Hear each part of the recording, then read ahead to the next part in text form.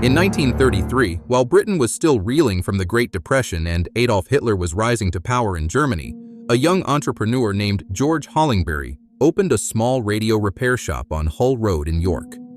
He called it Comet Radio Company, and with just a few pounds in his pocket and a passion for the emerging world of electronics, he began what would become Britain's first major electrical retailer. Hollingbury had spotted an opportunity that others missed. Ordinary families were beginning to embrace new electrical appliances, but there was nowhere dedicated to buying and servicing them. His tiny shop, measuring just 400 square feet, specialized in radio repairs and sales at a time when wireless sets were becoming the entertainment center of British homes. What started as a one-man operation would eventually grow into a retail empire with over 240 stores across the UK, becoming so synonymous with electrical retail that generations of Britons would say they were going to Comet the way Americans might say they were going to Best Buy. Yet this pioneer of British retail, which survived the Blitz, weathered multiple recessions, and dominated the electrical goods market for decades, would ultimately be felled not by bombs or economic downturns, but by the very technology revolution it had helped bring to British homes. The early years of Comet were defined by Hollingbury's keen understanding that electrical goods needed more than just sales. They needed service. In an era when a radio cost the equivalent of several weeks' wages for an average worker, customers expected their purchases to last for years, and when something went wrong, they needed expert repair. Hollingbury built his reputation on reliability and technical expertise, personally repairing every radio that came through his doors and offering guarantees that competitors couldn't match. By 1938, Comet had expanded to its first proper retail location, a larger shop that showcased the latest in electrical innovation. Television sets were beginning to appear, though they remained luxury items for the wealthy. The company's timing seemed perfect as Britain entered what historians would later call the electrical age, with more homes gaining access to mains electricity and families eager to embrace labor-saving devices. But then came September 1939 and the declaration of war against Germany, which would test the young company's resilience in ways Hollingbury never imagined. Production of consumer electronics virtually ceased as factories switched to military equipment, and luxury purchases became impossible for families focused on survival. Yet Comet adapted, focusing on repairs and maintenance of existing equipment, keeping British families connected to vital wartime broadcasts from the BBC. The war years proved that Comet was built to last, as the company not only survived but thrived by becoming essential to the community. When German bombers targeted York in 1942, damaging buildings throughout the city including areas near Comet's shop, Hollingbury refused to close, instead operating from temporary premises to ensure local families could still get their radios repaired, their lifeline to news from the front lines where their sons and husbands were fighting. The company's workshop became a gathering place where neighbors would bring damaged equipment and share news, creating a sense of community that would become central to Comet's identity for decades. Hollingbury also demonstrated remarkable business acumen during these lean years, using the time to plan for the post-war boom he was certain would come. He studied American retail models, particularly the emerging concept of self-service shopping and competitive pricing that was revolutionizing commerce across the Atlantic. By 1945, as victory celebrations filled British streets, Comet was perfectly positioned for the consumer explosion that followed, with plans for expansion, a network of supplier relationships, and a reputation for service that money couldn't buy. The post-war years saw unprecedented demand for electrical goods as families sought to replace old equipment and embrace new technologies that promised to make life easier after years of hardship and rationing. The 1950s marked Comet's transformation from a local repair shop into a regional retail force as Hollingbury opened new stores across Yorkshire and began developing the retail philosophy that would define the company for the next half-century. His revolutionary approach was built on three pillars: competitive pricing through direct relationships with manufacturers, extensive product ranges that gave customers choice, and after-sales service that ensured customer loyalty. Comet became the first electrical retailer in Britain to offer installment plans, recognizing that working families needed time to pay for expensive items like washing machines and television sets. The company's shops were designed as electrical wonderlands where customers could see the latest innovations demonstrated by knowledgeable staff who understood the technology they were selling. By 1955, Comet had opened its flagship store in Leeds, a 10,000-square-foot showcase that featured Britain's first electrical goods demonstration theater, where customers could watch presentations on new products every hour. The store became a destination, drawing visitors from across Yorkshire who had never seen such a concentration of modern electrical marvels in one place. Television sets, which had been curiosities before the war, were becoming essential household items as the BBC expanded its programming and commercial television launched in 1955. Comet positioned itself as the expert guide to this new world of electronic entertainment, with staff trained not just to sell products, but to educate customers about proper use, maintenance, and the rapidly evolving technology. The 1960s brought the swinging 60s cultural revolution, and with it, an explosion in consumer electronics that played perfectly into Comet's expanding ambitions.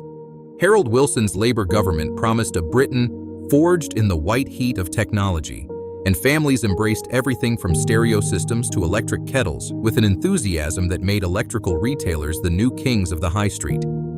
Comet expanded aggressively, opening stores throughout England and establishing the supply chain relationships that would become its greatest competitive advantage. George Hollingberry, now in his 50s, proved to be as innovative in business strategy as he had been in customer service, developing one of Britain's first computerized inventory systems and establishing direct purchasing agreements with major manufacturers like Philips, Hotpoint, and the emerging Japanese companies like Sony that were beginning to challenge European supremacy in electronics. The company's advertising campaigns, featuring the memorable slogan, "Comet, the electrical discount store," positioned the brand as both affordable and authoritative, a combination that resonated with Britain's growing middle class. By 1968, Comet operated 42 stores and had become the largest electrical retailer in northern England, with annual revenues exceeding $10 million. The company went public that year, with shares oversubscribed by 400%, as investors recognized they were buying into not just a successful retailer, but a business that understood the future of British consumer culture.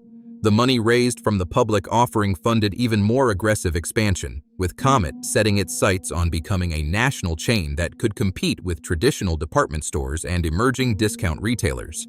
The 1970s and early 1980s represented Comet's golden age as the company achieved true national coverage and became as much a part of British consumer culture as Marks & Spencer or Woolworths. Under George Hollingberry's continued leadership and later his carefully chosen successors, Comet perfected the art of electrical retail through innovations that competitors struggled to match. The company pioneered the concept of electrical superstores, vast warehouse-style buildings on the edges of towns where customers could browse thousands of products, compare features and prices, and take advantage of competitive financing options. These stores, typically 15,000 to 25,000 square feet, were revolutionary in British retail, offering selection and convenience that smaller electrical shops simply couldn't provide. Comet's buyers developed legendary relationships with manufacturers, securing exclusive products and negotiating prices that allowed the company to offer genuine discounts while maintaining healthy margins. The rise of home computing in the early 1980s proved to be another watershed moment, as Comet became one of the primary retailers for the Sinclair ZX80, BBC Micro, and other computers that introduced British families to the digital age.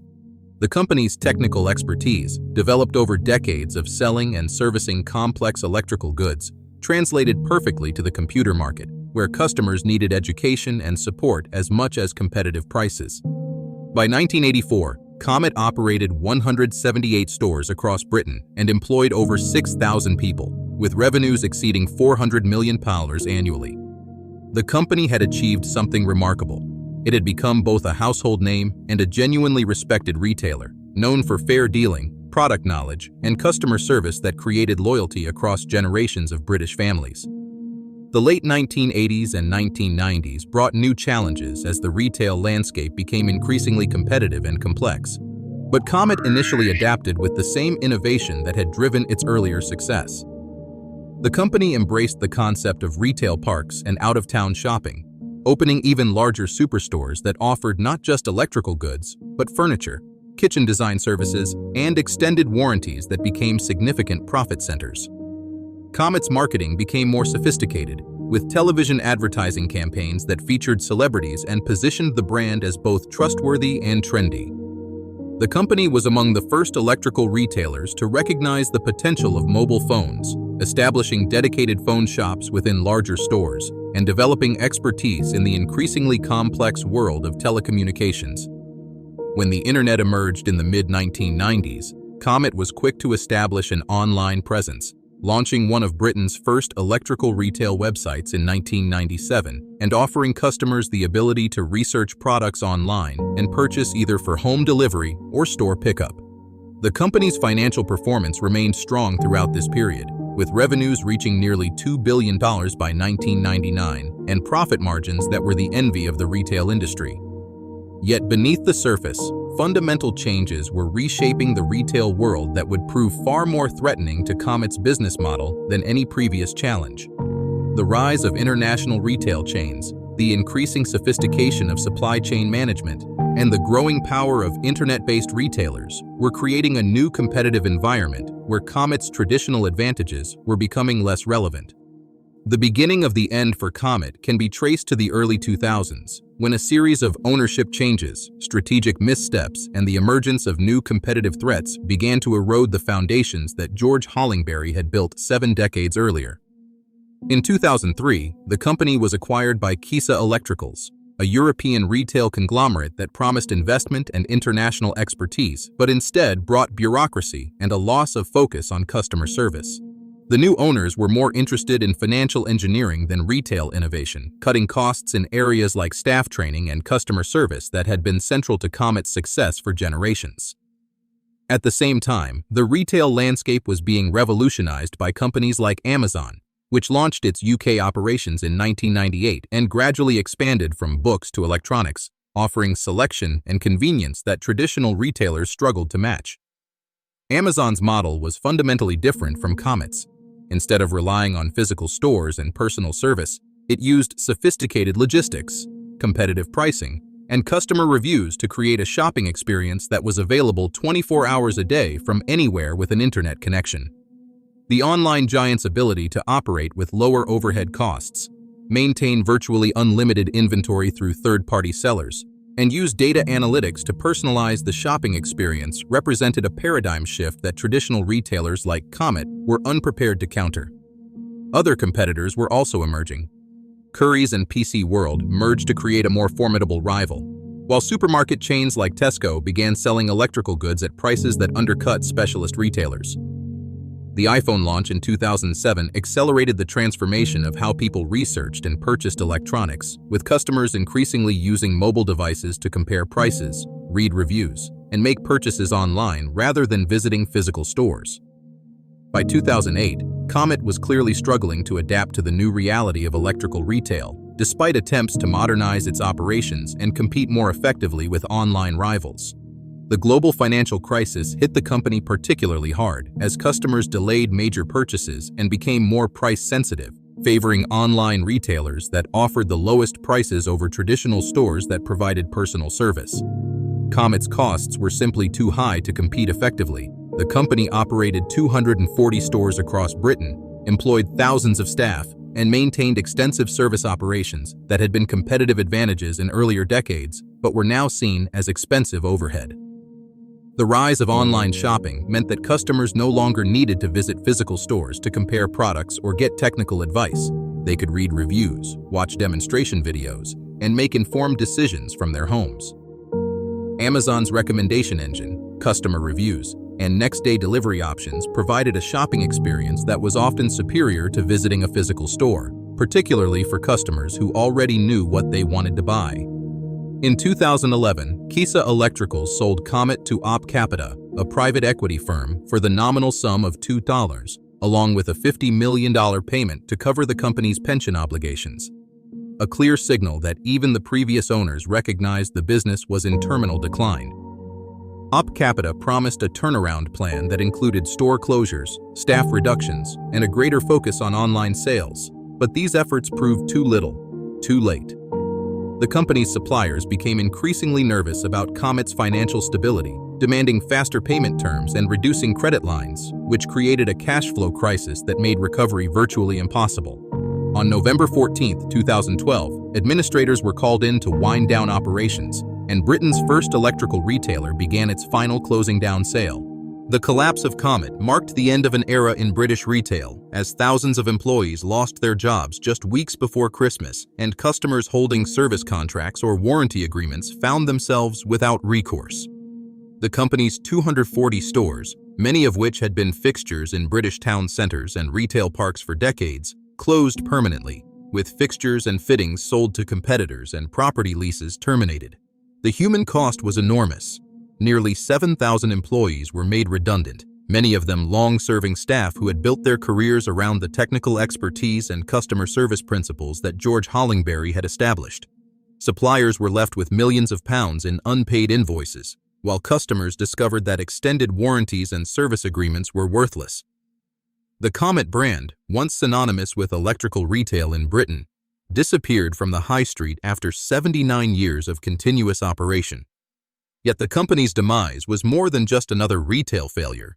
It represented the victory of a fundamentally different approach to commerce that prioritized convenience and price over personal service and technical expertise. Amazon and other online retailers had demonstrated that customers were willing to sacrifice the traditional retail experience for lower prices, greater selection, and the convenience of shopping from home. The rise of smartphones meant that customers could research products, compare prices, and read reviews while standing in Comet stores, then purchase online for less money and often faster delivery. The very technology that Comet had spent decades bringing to British homes, computers, internet connections, and mobile devices, had ultimately made its business model obsolete. The irony was not lost on retail analysts. Britain's first electrical retailer, which had survived wartime bombing and decades of economic turbulence, had been defeated by the electronic revolution it had helped to create. The story of Comet's rise and fall offers profound lessons about the nature of business disruption and the challenges facing traditional retailers in the digital age. For nearly 8 decades, Comet had built its success on principles that seemed unshakable: customer service, technical expertise, product demonstration, and after-sales support. These advantages had allowed the company to survive and thrive through multiple challenges, from world wars to recessions to changing consumer preferences. Yet the internet and e-commerce represented a different kind of disruption, one that fundamentally altered customer expectations and made traditional retail advantages irrelevant.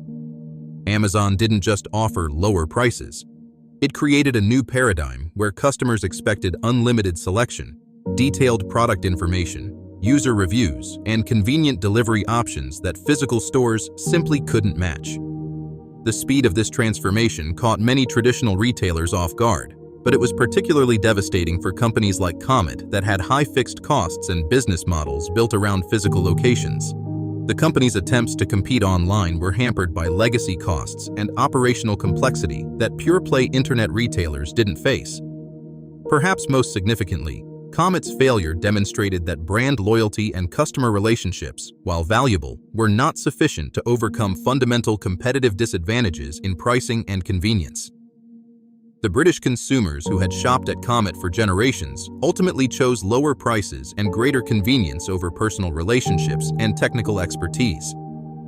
The company that had pioneered electrical retail in Britain, survived the Blitz, and brought technology to millions of homes had become a casualty of the very digital revolution it had helped to enable, proving that in business, even the most successful companies must continuously evolve or risk being swept away by forces they helped to create.